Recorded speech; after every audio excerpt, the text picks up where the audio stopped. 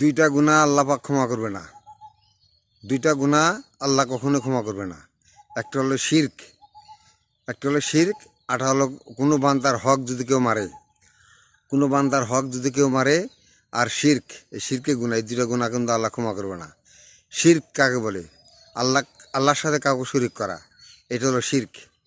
আর কোনো বান্দার হক, মানে যেমন ভাইয়ের হক মারছেন, বোনের হক মারছেন, প্রতিবেশীর হক মারছেন, এই কারো হক মারলে এই দুইটা গুনাহ আল্লাহ পাক ক্ষমা করবে না। যার হক মারছেন তার হক তাকে ফিরিয়ে দিয়ে তার সাথে ফয়সালা করতে হবে মৃত্যুর আগে। তার সাথে ফয়সালা করে ফেলবেন।